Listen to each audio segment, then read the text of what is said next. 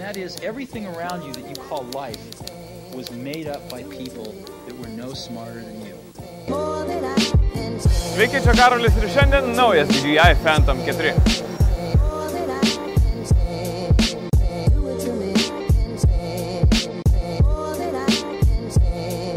DJI Phantom 4 yra supakuota plastiniam lagaminėlyje, kuris puikiai apsaugos droną kelionių metu. Nuo jo viduje dronas, pultas, 2 komplektai propelerių, mikro USB laidas, pulto ir akumuliatoriaus pakrovimo laidas. DJI Phantom 4 turi daug naujų dalykų, pavyzdžiui, baltą, glotnų ir dar labiau aerodinamišką korpusą, tvirtesnį kameros stabilizatorių, magnio lydinio vidinį korpusą, kuris nors ir itin stiprus, bet labai lengvas. Ir dar tikrai daug naujų dalykų, tad apžvelkime viską išsamiau. Drono akumuliatorius didesnis, specialiai jam pritaikytas. Suteikia maksimaliai 28, vidutiniškai 25 minutės skrydžio laiko.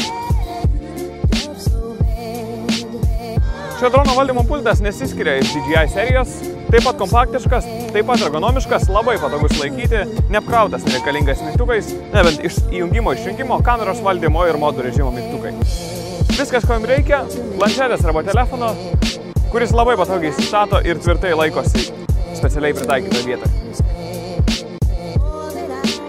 Patinka man šito dronu, tai kai perjungi į sporto režimą, šitas dronas gali skristi iki 20 metrų per sekundę greičiau. O čia tipo 70 km per valandą.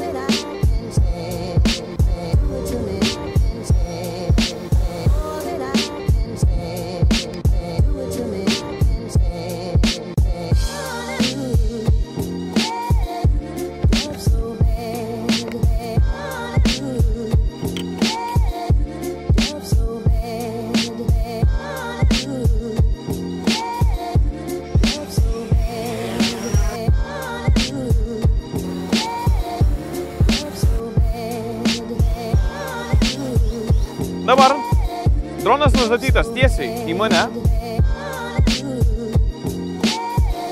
Ačiū DJI. Dar vienas dalykas paminėtas prie DJI Phantom 4 aprašymo, kad jisai gali nuskristi 5 km ir mes vis dar turėsim ir video, ir radio ryšį.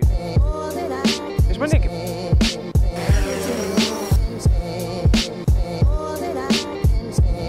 Kol kas bandom nuskristi iki Gedimino pilies, 0,5 kilometro, trukdžių nėra, dabar virš Žalio tilto.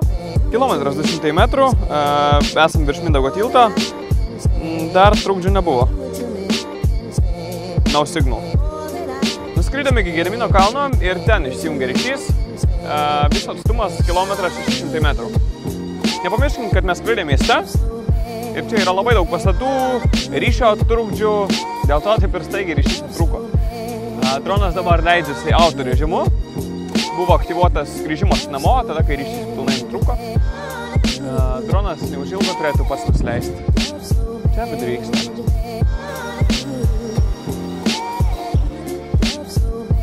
Net ir nereikėjo piloto.